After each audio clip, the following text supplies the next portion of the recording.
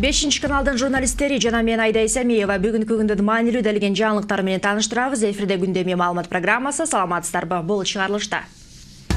Пара алып жаткан жерден кармалган кезектеги сот кызматкери башкы прокуратура Бишкектин Сверлов сотунун судьясына карата кылмыш ишин козгоду. Бардык манжалардын изи, электрондук сүрөт жана электрондук кол тамга кыргызстандык бардык жарандардын биометриялык маалыматтары чогултулмакчы. Жорку нарын гастерин каскады курула турган жерде кошумча жабдыктардын баары курулуп бүтүп калды. Жумушчулар айылы гидрокурулушчуларды кабыл алууга даярданууда. Китепканадагы түн, музейдеги түн, Марин театрдын жылдыздардын катышуусундагы балет, алдыдагы эс алуу күндөр үчүн маданий программалар топтому. Баатыр эне орденине быйыл 3,5 миңге чукул аял заты ээ болот. Жарлыкка президент Алмазбек Атамбаев кол койду. Бүгүн өлкө башчынын колунан биринчилерден болуп 18 баатыр эне орден алды. Алардын эң улуусу 94, кичүүсү 31 жашта. Төшпелги 7 жана андан көп балдарды татыктуу тарбиялап өстүргөндөргө берилет. Апалар күнүн утурлай уюштурулган самалыктан Айда Яманкулова айтып берет. 90-го кадам таштаган Токтобүбү апа али каруу күчтөн таялек. Перзенттеринин ийгиликтери чоң апага дем берсе керек. 10 бала төрөп, баарын татыктуу тарбиялады. Азырдагы небере чөбөрөсүн чогултуп, акыл насаатын айтып, кеп кеңешин бергенден жадабайт. Иштин кыйыны үчөө, перме бо, жана перген, чыйчырмак, ана швеге сайма. Ушунун баарын ушул элин кыздарыма үйрөттүм, баары билет. Кыргыздын ушул улуттугун асыл иштеп атышат. Абул каарманыбыздын 7 баласы бар деп эч ким айтпайт. Коюп сынынан кеткен эмес. Үй кожойкеси болгону 31 жашта. Кыздары эбак коларага жарап, кенже уулун багып үйдө калышкан. Көп балалуу төрөгүлөр деп айтмакмын. Кыйынчылык деле Кудайдан болуш керек, ал мисалы үчүн кыйынчылык болот, бирок бала жакшы да. Бала жакшы болсо, бала үчүн жашайбыз да. Мына Аларча резиденциясында алтын жалатылган төш белгилер ээлерин күтүп турат. Улуу кичүү апаларыбыз бүгүн жасанып, түзөнүп, өлкө башчынын колунан Баатыр эне орденин алганы келишти. Президенттик сыйдын шыбагасын татыгандардын саны 18, ар бир дубандан эң жашы жана карысы тандалып алынган. 90дон ашкан аксама энелерди көргөндө өлкө башчы дагы толкунданбай кое алган жок. Кыйынчылыктарга карабай, Москвада окутуп, эрезеге жеткирген раматылык апасын эстеди. Апамда 40 сом алчу пенсия рубль. Атамда 40 сом алчу. Şu 40 сомуна өстөрө жашап, 40 сомун мага жөнөтчү да окугунду. Балдарын чоңойтам деп, окутам деп. Апам мындай мен билем жакшы кийим деле алган жок. Сөйкө шакек деле тагынган жок. Кийин мен институтту бүткөндөн кийин эсимде бар. Турциядан bir сөйкө алып келип берген, алтын сөйкө. Өмүрүндө биринчи сөйкөсү болгондо алтын сөйкөсү. Президент балдарга кайрылып, апалар күнүн утурлай энелерди куттуктап, курдегенде телефон чалып, жарпын жазып койгула деп сурады. Албетте, алар ар дайымкы суйрматка татыктуу, ага карабай түмөн түйшүктөн арылбаган, зордук зомбулукка кабылган, жылуу сөз укпаган ак жоолукчандар көп экенин эске салды. Өлкө башчыны кейиткен дагы бир маселе саясатчылар тарабынан Баатыр энелердин куралга айландырылып жатышы. Баатыр энелер жол тороду, администрация басып алды деп, ушундай шындыктарды өткөн жолу уктуңар. Мен мисалы абдан уялдым.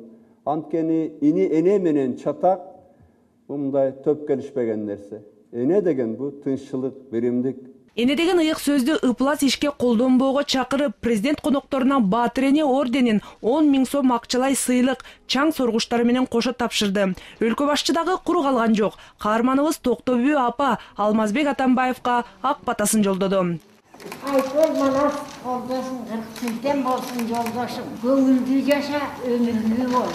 Жаш энелер бир эле ордендерин тагынып, белектерин албастан үйдө күткөн жолдоштору үчүн президенттин аманатын артына кетмей болушту.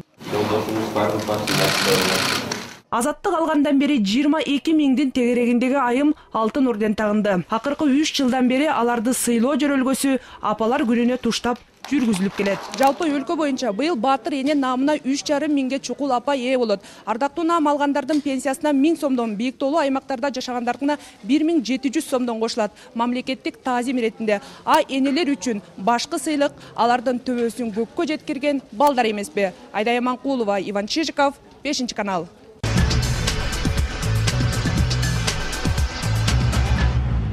Өлкө башчы Алмазбек Атамбаев эртең Кытай эл республикасына сапарлат, Азиядагы өз ара аракеттенүү жана ишеним чаралары боюнча кеңешмеге катышмакчы.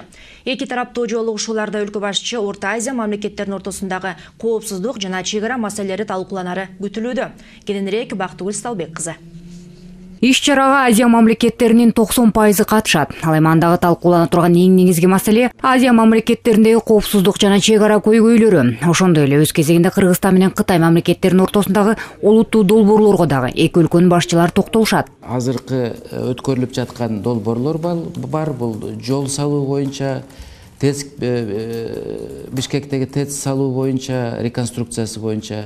Андан тышкары мынакей Кыргызстандын территориясында газ түтүкчүлөр уже салынып баштады. Бул абдан чоң долбоор. Мындан туура 8 ай мурда Шанхай кызматташтык уюмуна кирген мамлекеттердин жолугушуусунда Кытай эл республикасынын төрагасы Си Цзиньпин Кыргызстанга расмий иш сапары менен келип кеткен. Жыл өтпөй жатып, бул мамлекеттердин дагы бир ирет жолугушууларында негиз бар. Учурда Кытай менен Кыргызстан өлкөлөрүнүн мамилелери стратегиялык бекем өнөктөштүк деңгээлде. Ал эми бул ирет эки мамлекеттин башчылары атайын декларацияга кол коюшат. Это совсем Декларациянын жардамында буга чейин Кытай-Кыргызстан мамилелерин өкмөт аралык комиссия ишке ашырып келсе, бул мүмкүнчүлүк атайын түзүлгөн комитетке тапшырылат. Буга ылайык эки өлкөнүн ортосунда чечилген маселелер ыкчам түрдө ишке ашырыла баштайт. Ошондой эле эки өлкөнүн мамилелерине байланыштуу сүйлөшүүлөрдү өкмөттүк деңгээлдеги өкүлдөр жүргүзүшөт. Кытай эл республикасы менен Кыргызстандын ортосундагы шериктештик мамилелери 92-жылдан тарта түптөлгөн. Учурда 170ке жакын эри долбоорлор ишке кирген. Кытайдын экономикасы жылдан жылга ылдамдыкта өнүгө баштагандыктан мурдагы КМШ мамлекеттерине кирген өлкөлөрдүн бардыгы кызматташууга кызыктар. Кыргызстан дагы өз кезегинде мындай мүмкүнчүлүгүн куру калтырган жок. Эксперттердин айтымында дүйнөдөгү ири державалардын бири менен кызматташуу Кыргызстан үчүн өтө пайдалуу. Китай как самый крупный Кытай мамлекетинин экономикасы жылдан жылга кескин түрдө өнүгүүдө. Бизге коңшу болгондуктан мындай өсүү Кыргызстан үчүн дагы зор салымын берип жатат. Кытай үчүн дагы саясий абалы тынч, экономикалык, социалдык абалы туруктуу коңшу керек. Кыргызстан дал ушул шарттарга жооп бере алса, эки мамлекеттин соода мамилелери мындан дагы жакшырат. Товар айлануу бир нече эсеге көтөрүлмөк. Өз кезегинде бул базар бааларынын бир калыпта болуусуна өбөлгө түзөт. Ошондой эле жакынкы убактарда Шанхай кызматташтык уюмунун банкын түптөө демилгеси ишке ашырылуусу пландаштырылган. Ага акционер жана инвестор дагы Кытай тарап. Шанхай кызматташтык уюмуна кирген мамлекеттер үчүн бул банктан каржылай жардамдарды алууга мүмкүнчүлүктөр ачылат. Бактыгүл Сталбек кызы, Азамат Иманкожоев, 5 канал. Жогорку нарын ГЭСин курууну мойнуна алган орусиялык Русгидро ишканасы курулуш иштеринин жай жүрүп жаткандыгы туурасындагы айтылган кептерге макул эмес. Маалымат булактарга тараган мындай маалыматтарга жооп катары тескерисинче 1 жылдын ичинде бир топ жумуштар аткарылып жатканын жеринен журналисттерге көрсөтүштү. Учурда субподряддык мекемелер азыр жылуулук казандарын орнотуу жана темир бетон заводуна куруу менен алектенишүүдө. Теңиртоодогу ГЭС куруу иштери туурасында Айгерим Жанкул кызы. Курулушу 1 жыл мурун башталган жогорку нарын каскады.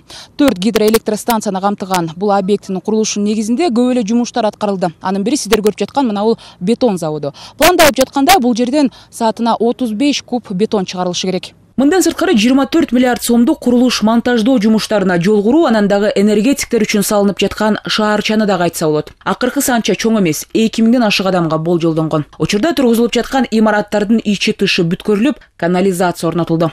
Поселок себя включает. Шаарча көп объектилерден турат. Жумушчулар үчүн салынып жаткан шаарчада кинотеатр, дүкөндөр, административдик имараттар да болот. Колдонулган материалдардын баары тең нарындын климатына жараша тандалып алынган. Жашоочу үйлөрдү ысык муздак суу менен камсыз кылуучу атайын меш да салынды. Учурда жумушчулардын шаарчасындагы имараттардын ичине эмеректер үчүн жакынкы күндөрү тендер жарыяланат. Азыр болсо болгону даярдык иштери гана жүрүүдө. Андыктан инфраструктуралык объектилердин бүткөрүү жумуштарына милдеттендирилген 9га жакын субподряддык мекемелер азыр жылуулук казандарын орнотуу, анан дагы заводдордун курулушу менен элек.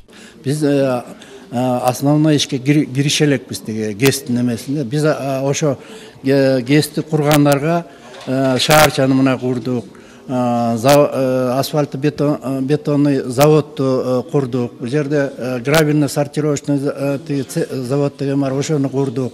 Азыр бул жерге суунап келип атабыз. ГЭСтин курулушуна 1,5 миңдей жумушчу катталганы менен аткарылган иштерге жараша алардын саны дагы өзгөрүлүп турат. Анткени менен курулуш иштерине тартылгандар көбүнчө жергиликтүү тургундар, дөбөлүү, орток, чет нура өңдүү айылдардан. Андыктан жергиликтүү тургундар жумушка алынбай жатат деген маалыматта чындыкка коошпойт. Учурда курулуш жүрүп жаткан жерде жумуш кайнабаса да, жумушчулар келип кетип иштешүүдө. У нас работало порядка 200.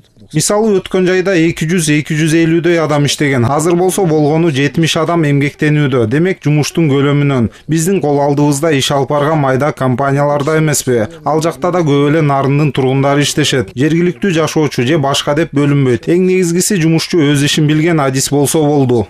Күздөн баштап алгачкы платинаны тургузуу иштери башталса, жумушчулардын саны дагы көбөйүшү ыктымал. Дагы 500-600гө чейин. Бирок Русгидронун талаптарына ылайык ал тиешелүү адистер конкурстук негизде алынат. Ал эми бир нече айдан соң курулушу башталганы жаткан нарын бир КЭСи план боюнча 2016 жылы бүтүшү керек. Калган 3 КЭС болсо 2019 жылга чейин мерчемделген. Айтор Русгидро ишканасынын КЭС куруу иштери 5-6 жылга созулат. Башта айтылгандай, КЭСтер курулса, Ысык көл, Нарын областтарын электр жарыгы менен камсыз болушу күтүлөт. Айгерим Жаныкул кызы, Урмат Мамбеталиев, 5-канал, Нарын облусу. Премьер-министр Жомарт Отурбаев Түркияга иш сапары учурунда түрк премьер-министри Режеп Тайып Эрдоан менен жолукту. Бул тууралуу өкмөттүн маалымат кызматынан кабарлашты. Жолугушууда Кыргыз өкмөт башчысы Сома шаарындагы көмүр шахтасындагы 280ден ашык адамдын өмүрүн алган кырсыкка байланыштуу көңүл айтты. Ошондой эле тараптар Кыргызстан менен Түркиянын ортосундагы саясий, соода-экономикалык, аскери техникалык жана маданий алакаларды өнүктүрүү маселесин талкуулады.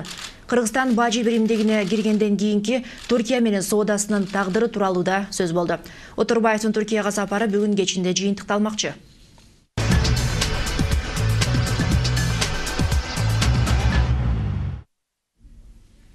Кезектеги массалык уулануу. Бул ирет Нарын облусунун Куланак айылынын дээрлик 40 жашоочусу жабыркаган.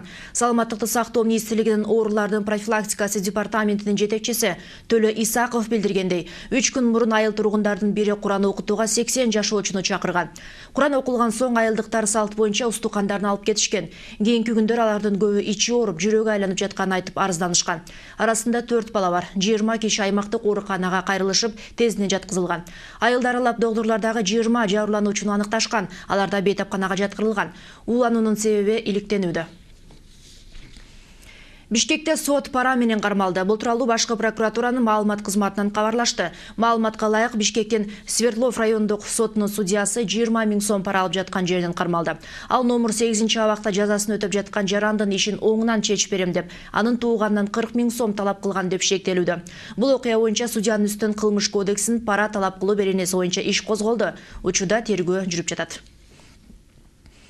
Бишкектин Свердлов райондук ИИБнын тергөөчүсү пара алып жаткан жеринен кармалды. Операцияны УКМКнын антикоррупциялык кызматы Бишкек прокуратурасынын кызматкерлери жана ИИМдин жеке коопсуздук бөлүмү менен бирдикте ишке ашырышкан. Тергөөчү 18 000 сом алып жаткан жерден колго түшкөн. Анын ысымы ачыкталган жок. Буга чейин милициянын лейтенанты Кыргызстан жаранынан анын бир тууганын жоопкерчиликке тартам деп коркутуп 120 000 сом талап кылган. Тергөөчүгө карата кылмыш иши кызматын кыянаттык менен пайдалануу жана пара талап кылуу беренелери боюнча тагылды. Жогорку кеңештин ишин оптимизациялоонун аркасында быйыл 80 миллион сом үнөмдөлдү. Бул туурасында парламент басма сөз кызматы мурда күнү ар бир депутатка айлык маяна премиядан сырткары айына 40 000 сомдон бөлүнөт деген маалыматка жооп кылып билдирди. Эл өкүлдөрү бул акча каражатты кандай максатта сарптайт? Салык төлөөчүлөрдүн эсебинен калыптанып жаткан казына каражаты канчалык натыйжалуу пайдаланууда? Аскат Алагөзов билүүгө аракет кылды. Буга чейин депутаттын ишмердүүлүгүнө зарыл акча дүңүнөн берилчү. Өткөн жылдын февралынан тартып эл өкүлдөрүнүн ортосунда тигил же бул депутат акчаны ашыкча коротууда деп таарынычтар болбош үчүн ар бирине 40 000 сомдон бөлүү чечими кабылданган. Башкача айтканда ар бир депутат бир жылда айлыктан тышкары 480 000 сом коротот. мыйзамдуулук ишинде пайдаланганга кетирилет. Бул ошо канцтовары, мыйзамдарды жазуу боюнча, ошол эле тиги транспорттук расходдор, чет мамлекетке, Кыргызстанды көрсөтүш үчүн чет мамлекетке барып келген расходдору, чыгымдар боюнча эле гана колдонулат. Айлык акыдан сырткары бөлүнчү акчадан депутат Дастан Бекешевдин кабары бар. Каражатты колуна албайт, зарылдыгына жараша жардамчы айдоочулар алып, ар бир коротулган акчага отчет берерин айтат. Чынында эл өкүлү билбеген чыгашалар статьялары да бар экен. Говорят, там цветы, какие-то сувениры, Гүл сувенирлерге чыгаша дейт. Ишенесиңерби? Мен бир дагы жолу гүл, сувенир алган эмесмин. Жубайыма гүлдү өз акчама алам. Потому что я не знаю, кому покупать цветы своей супруги я покупаю за свой счет. Мындан тышкары фракциялардын өз фонддору бар. Бир фракцияга айына 93 миң же жылына 1 миллион 116 миң сом туура келет. Парламентте 5 фракция бар экенин эске алганда, бул сумма 5 миллион 580 миң сомду түзөрүн 24 KG агенттиги белгилейт. Белгилей кетсек, азыркы чакырылыштагы парламенттин аз эмес депутаттары фракция катарынан чыгып кеткен. 2 жылдан ашып калды. Фракциянын фондусунан акча албайбыз. Өзүбүздүн чөнтөгүбүздөгү акча менен колдонобуз. Ошол эле канцтоварды алганга, башка зататтарга чөнтөгүбүздөн колдонобуз.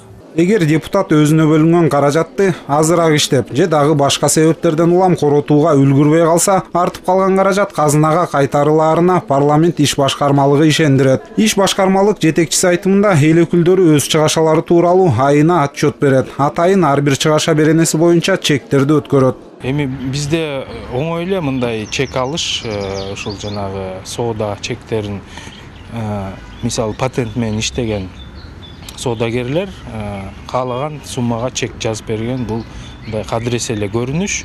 Анткени деген бул ушул биздин патент системабыз негизи мындай толугу менен өзүнүн соода көлөмдөрүн көрсөтүүгө мажбур эмес да, тийиш эмес. Ошон үчүн алар ушул эгерде ар кандай гана адам болбосун сурап ушул каалаган сумманы жазып бер десе, көп учурда ушундай болушу мүмкүн. Экономисттер эсебинде парламентке жылына республикалык бюджеттин 7%дан ашууну бөлүнөт. Башка мамлекеттердикине салыштырсак, чынында аз эле. Бирок ошол эле учурда мамлекеттик казына дараметин эске алсак, чыгашалар салмактуу. Бюджеттин абалын көрүп, айрым чыгашаларды кыскартса болот. Мындай ишенимин эл өкүлү Алмаз Баатырбеков билдирет. Ошол эле мисалы региондорго бөлүнө турган 7 миңди деле бөлбөй койсо болот. Керек болсо региондорго иштейбиз дегенден кийин өзүңөр барып келе деп койсо болот. Ошол сыяктуу эми кыскартууларды мисалы канцтоварга акча бербей койсо болот, ручка кагазды өзүңөр сатып алып атса болот. Эми анын баарын тең эле средний депутат өзү деле сатып алып ишти организовать этсе болот да. Кухонный гарнитурлардын баарын биз управление жогорку кеңештин акчасына жаза алган бардыгын бүт условияларды коюп бергенбиз. Бияктын өзү отоплениясы болсо электричество менен жагылат. Ар бир кабатта 4 бөлмөлүү 3 батир, 124-120 чарчы метр. Эл өкүлдөрү эл үчүн кылган кызматында кыйналбасын деп шарттары мыкты түзүлгөн. 2 дааратканасы, 1 эмес 3 балкону бар. Биягы жылуураак, анткени биякты күн жакта карап турат, ошон үчүн. А так бүт квартираларда ушундай балкондор бар. Бул жогорку кеңештин депутаттары үчүн тургузулган 30 батирлүү кызматтык үй. Иш башкармалык учурда 37 эл өкүлү мындай мамлекеттик батирде жашап жатканын билдирет. Мындан тышкары аймактардан келип борбордо баш калкалар жайы жок жана кызматтык батир жетпей калгандарына батир акысы ай сайын төлөнөт. 12ден 18 миң сомго чейин. Андайлар азырынча 3-өө. Жакында эле доллар кону кескин көтөрүлгөнүн айтып, алар компенсация көлөмүн көтөрүү демилгеси менен чыкканы маалым. Демилге колдоо тапкан жок. Доллар конунун көтөрүлүшү бардык жарандарга бирдей. Ал турсун көпчүлүк массага эл өкүлдөрүнө караганда катуу таасир эткенин эске алганда, бул сунуш колдоо тапса электоратта кеминде кызыктай эле таасир калтырмак. Жогорку кеңештин депутаттарынан айырмаланып, Бишкек шаарынын тазалыгына кам көргөн тазалык муниципалдык ишканасынын кызматкерлери 7-8 миң сом айлык маян алышат. Бирок ошол эле парламент депутаттарынан айырмаланып, алардын ишмердүүлүгүнүн натыйжасын кайсыл бир деңгээлде көрсө болот. Мисалы Бишкек көчөлөрүн карап. Ал эми парламенттин ишмердүүлүгүн айрыкча ар бир депутаттыкын баалоо оңой эмес. Бардыгы жакшы иштеп атат дегенден алыспыз. Биз көрүп атабыз, көптөгөн депутаттар таптакыр эле эч кандай демилге да көтөрбөйт, эч кандай закон да чыгарбайт. Көпчүлүгү сессияларга да келбеген учурларды көрүп жүрөбүз. Ошондуктан ушул жоопкерчилик жагын жакшылап караш керек да. Ошол депутаттар ар бирөө кандай жумуш аткарып атат. Жарандардын иштеп жаткан парламентке таасир этүү мүмкүнчүлүгү да аз эле. Эксперттер бул үчүн келерки шайлоолордо добуш берүүдө эл өкүлдөрүнүн буга чейинки иш аракеттерин да эстен чыгарбоо кеңешин беришет. Аскат Алыгөзов, Кубанычбек Мамытов, Ярослав Калиновский, 5-канал. Парламенттин депутаттары экология маселесине кайрадан мыйзамдуу киришмек болушту. Бул ирет мөңгүлөр боюнча даярдаган алгачкы мыйзам долбооруну эксперттер жылмаюу менен кабыл алышып, бир топ чечилбеген суроолорго такалышууда. Жада калса бул документти ишке ашпайт деген дагы пикирлер бар. Адистер мыйзам демилгечилери мөңгүлөрдү коргоодон мурун Тоо-Кен ишканасына кысым жасоого көңүл бурушкандыгын белгилешүүдө.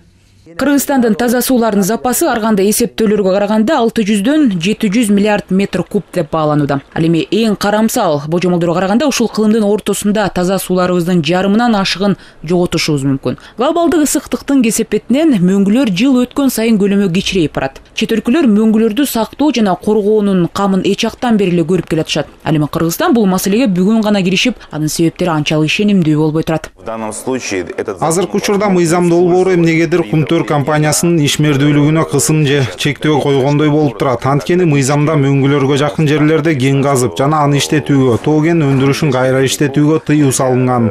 Разрабатывать недра и устанавливать промышленность по разработке, переработке горно-рудной промышленности. Бүгүнкү күнү Кумтөр компаниясы мөңгүлөргө жакын жайланышып кен иштетип жаткан жалгыз ишкана. Айрыкча Давыдов мөңгүсү жана ага жакын иштетилген породалардын төгүлүшү көңүл чордонда болду. Бирок алтын запастары анын алдында жайланышып, мөңгү саатына 10 мм ылдамдыкта жылып баратат. Ошондуктан демилгечилер айткан жер алдынан казуу деле маселени чечпейт. Невозможно без крыши. Баары бир Давыдов мөңгүсү жайланышкан түштүк батыш тоскоолун алмайын, мейли жер алдынан болсо дагы ансыз эч нерсе мүмкүн эмес. Анткени ар дайым муздарды жылдырып, аларды алуу керек болот. Мындай иштер жасалбаса, суу же муз көлөмдөрү карьерди басып калат. Андай болсо бул кен жерин таптакыр унутушубуз керек. Өлкөбүздө Кумтөрдөн тышкары Ысык көл облусунда тоголук жана жерүү алтын кен жерлери бар. Алар дагы мөңгүлөргө жакын жайланышкан. Демек, мыйзамга ылайык аларды дагы иштетүүгө тыюу салынат. Анда өкмөттүн чоң үмүттөрдү артып жаткан Кыргызстандын алтындын запасы боюнча Кумтөрдөн кийинки эле орунда турган жерүү кенинин тагдыры эмне болот? Бул мыйзам Тоо-Кен тармагынын кызыкчылыгын такыр эсепке албай жатат. Мыйзамда ири Тоо-Кен компанияларын туңгуюкка алып келчү бир канча бөлүмдөр жана нормалар көрсөтүлгөн. Мындан тышкары өлкө башчысына кол коюуга жиберилген мөңгүлөр боюнча мыйзам долбоорунда мөңгүлөргө келтирилген зыяндардын тарифи көрсөтүлгөн. Бирок азыркыга чейин дүйнөлүк тажрыйбада мөңгүлөр коюлчу баа бычыла элек. Болгону кээ бир саясатташкан экологдор өздөрүнүн эсептөөсүндө шишелер менен өлчөшүп, Канадада 1 литр суу $3 дешүүдө. Аны мамлекеттик атка минерлер деле мындай эсептөөлөр акылга сыйбай тургандыгын жана жон гана популизм экендигин айтышууда. Кыргыз-казак чек-арасындагы Каркыра Кеген көзөмөл өткөрмө бекети өз ишин жандандырды. Бул туурасында мамлекеттик чек-ара кызматы билдирет. Өткөрмө бекет күндүзгүсүн саат 8:30дан кечки 18:30га чейин иштейт. Адатта май айынан октябрга чейин Каркыра Кеген Ысык көл облусунун түп районунда жайгашкан. Расмий маалымат боюнча Кыргызстан менен Казакстандын ортосунда 12 чек-ара бекети бар. Учурда алардын ичинен 8-и иштеп жатат. Ал эми 4-өнү 2010-жылдагы апрель окуяларынан кийин расмий Астана бир тараптуу жаап салган болчу.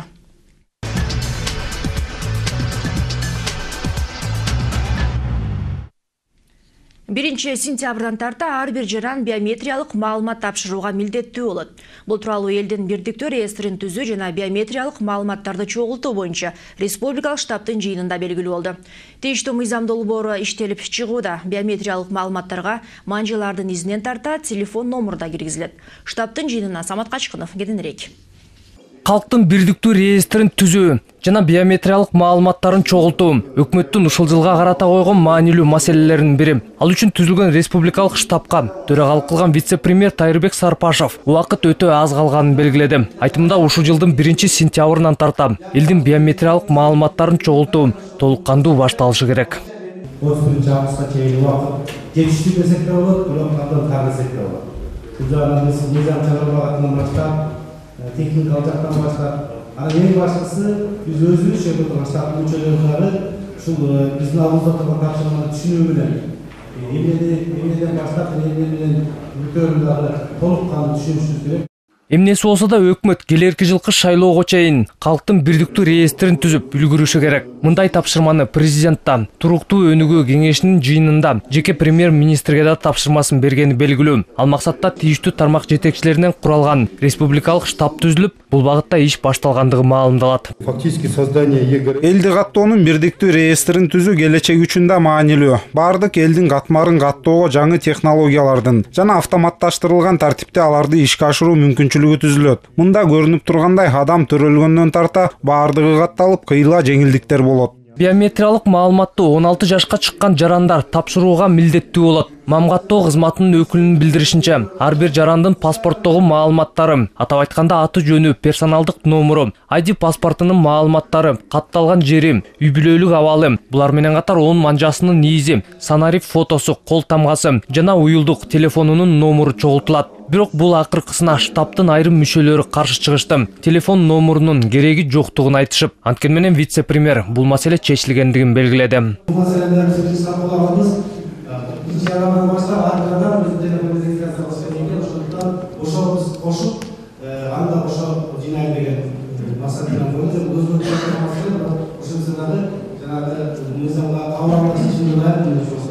Ошондой эле Тайырбек Сарпашев биометрия жөнүндө коомчулукта ар кандай түшүнбөстүктөр болуп жаткандыгына токтолду. Айтымында биометриялык паспорттарды берүү милдеттендирилбейт, ал ыктыярдуу түрдө жүрөт. Бирок шайлоого чейин биометриялык маалыматтар чогултулушу керек. Калктын бирдиктүү реестрин түзүү үчүн. Мы сейчас будем только собирать биометрические данные граждан. Бул жерде кеп биометриялык паспорт тууралуу эмес, биометриялык маалыматтарды чогултуу тууралуу болуп жатат. Азыр жарандардын биометриялык маалыматтарын гана чогултабыз. А паспорт тууралуу бул башка маселе. Ал ыктыярдуу түрдө жүрөт. Каалагандар ала берсе болот ал паспортты. Биометриялык маалымат керек жарандарыбызга деле. Анткени жер алам, же дагы бир нерсе кылам десе, ошол маалыматтар аркылуу ишке ашырылат. Бул иш-чараны ишке ашыруу үчүн бардык мүмкүнчүлүктөр бар. Каражат жагы чечилди. Тийиштүү техникалар алынган соң жерлерде адистер иштей баштаары белгиленет. Самат Кашканов, Азат Ынтымаков, 5 канал. Орусиядан келген балет артисттеринин катышуусунда Адольф Адандын белгилүү Жизель спектаклі коюлат. Башкы каармандардын ролун Марин театрынын артисттери Антон Корсаков жана Орусиянын чоң театрынын прима балеринасы Анна Антонищевалар катышат. Спектакль бир гана күн эртең Абдулас Малдыбаев атындагы опера жана балет театрында коюлат. Башталышы кечки саат 5-те. Жизель, мы с ней на самом деле не танцевали. Жизельди биз Анна менен биргеликте буга чейин бир да жолу ойноп көргөн эмеспиз. Эртең бардык көрүүчүлөргө биринчи жолу экөөбүз чогуу жана силердин артисттер менен биргеликте аткарып беребиз. Абдан кызыктуу образ жаралат деп ишенип турам. Ал эми спектаклден өзүм болсо бардык каалоочулар келип көрүп кетишсе болот. Алдыда демалыш күндөрдө көңүлдүү жана пайдалуу өткөрүүнү каалаган шаар тургундары үчүн түрдүү түмөн иш-чаралар сунушталат.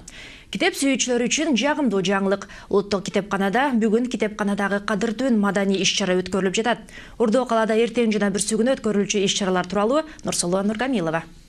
Ордо калаанын көпчүлүк кинотеатрларында түнкүсүн тасмаларды көрсөтүү тажрыйбасы көп жылдардан бери колдонулуп келет. Бир барганда дароо бир нече тасманы көрүү менен бирге кечкисин маданий оюн зоок деген эмне экенин билүү кыйын деле эмес. Мындай тажрыйбаны башка мекемелерде колдоно башташты. Улуттук китепканада 2 жыл катары менен китепканадагы кадыр-түн акциясы бул иретте китеп сүйүүчүлөр үчүн жарым түнгө чейин эшигин ачат. В этот день вы можете действительно бесплатно записаться в библиотеку. Бул күнү бардык каалоочулар келип акысыз каттоодон өтсө болот. Окурмандар келип бардык залдарга кирип жакындан таанышып чыкканга мүмкүндүк алышат. Түрдүү оюндар, көргөзмөлөр уюштурулат. Тасмаларды көргөзөбүз, чектөө жок. Каалагандардын бардыгы келсе болот. Андан сырткары китеп жарманкеси уюштурулат. Акыркы басылып чыккан басмалардан нускаларды сатып алууга да жакшы мүмкүнчүлүк. Маданий иш-чаранын жүрүшүндө келген шаар тургундары үчүн сейрек кездешчү китеп сактоочу жайга саякат уюштурулат. Мындай мүмкүнчүлүк ар дайым эле боло бербейт. Маданий маанилүү иш-чара кечки 5-те башталып, түнкү саат 12:00 чейин уланмакчы. Бардык каалоочулар үчүн кирүү акысыз. Ордо калаада 3 жыл катары менен өткөрүлүп келе жаткан саамалыктардын бири музейдеги түн акциясы. Музей экспонаттары бирдикте аталышта. Каалоочулар үчүн тарых музейи эртең кечки саат 5-тен баштап иштей баштайт. Музейдин фондунда сакталган баалуу экспонаттардын көпчүлүгүн эртең көрүүгө болот. Кыргызстан улуу жибек жолунда деген экспозиция бизде болот. Андан тышкары мына азыр вот силер көрүп атасыңар, Курактан көргөзмө, Саймадан көргөзмө болот. Вот реставрационный мастерской өзүнүн жасаган ишмерлигин көргөзөт. Реставрация экспонатты кантип сактоо боюнча кандай реставрация булар жасап атышат. Бүткүл дүйнөлүк музей күнүнө карата уюштурулган саамалыкты 18-inde да көрүүгө болот. Шаар тургундарын кызыктуу мастер-класстар, оюн зооктору күтөт. Музейдин фондунда сакталган сейрек кездешчү 130га жакын экспонаттар менен жакындан тааныша аласыздар. Андан тышкары эс алуучу биздин элдер, жаш муундар ошо экспозицияны да көрүп, көптөгөн мастер-класстарды көрүп, бир жолу эс алып кетсин деп биз театрлардан дагы чакырып атабыз. Жазовый оркестр болот мына Курингеев атындагы эмеден училищадан. Андан кийин бул цирктан жангылерлор болот. Андан тышкары дагы көптөгөн артисттерди чакырып атабыз да. Келерки ишемби 24-ндө болсо кала тургундарын Орус драма театрынын артисттери жагымдуу маанай тартуулаганы турат. Кечки саат 6-дан тарта сүрөт көргөзмөсү, бөбөктөр үчүн оюндар жана чоң залда Дон Жуан спектакли сахнага коюлат. Иш-чара кечки саат 10-до аяктайт. Как правило, они проходят там немного в другое время. Эреже боюнча башка өлкөлөрдө мындай иш-чаралар башка убакытта өткөрүлөт. Биз бир аз башкачараак кылалы деп чечтик. Иш-чаранын өзү бир нече бөлүккө бөлүнөт. Кире бериште бизде иштеп кеткен 2 актёрдун урматына сүрөт көргөзмөсү уюштурулмакчы жана кызыктуу спектакль коюлат. Азыр ошолорго даярданып жаткан кезибиз. Учурда театрдын артисттери алдыда өткөрүлчү иш-чараларга даярдыктарын көрүүдө. Нурсулуу Нуркамилова, Элдияр Бектемиров, 5-канал. Өзгөчө кырдаалдар министрлиги аба ырайынын кескин өзгөрө турганы туурасында шашылыш маалымат таратты. Келе жаткан дүйшөмбүдө айрым райондордо нөшөрлөгөн жаан башталат. Ал эми 2 жана 3 күндөрү жамгыр бүткүл өлкө боюнча жаап, тоолордо кар түшөт. Айрым райондордо шамалдын ылдамдыгы секундасына 24 метрге жетет. Өрөөндөрдө абанын температурасы 10 градус, ал эми тоолордо 0 түшөт. Абанын мындай ырайы айыл чарба иштерин кыйындатып, автотранспорттун жүрүшүнө, энергетиктер менен коммуналчылардын жумушуна кедергисин тийгизет. Сел жана көчкү жүрүү коркунучу жогорулап, дайралардан суу көтөрүлөрү күтүлүүдө. Мына ушундай жаңылыктар менен күндеми өз ишин жыйынтыктайт. Алдыда аба ырайы тууралуу маалымат күтөт. Кечиңиздер көңүлдүү улансын, саламатта болуңуздар. Роксит орну басып кана койбостон муундарды артроздон жана остеохондростон дарылайт.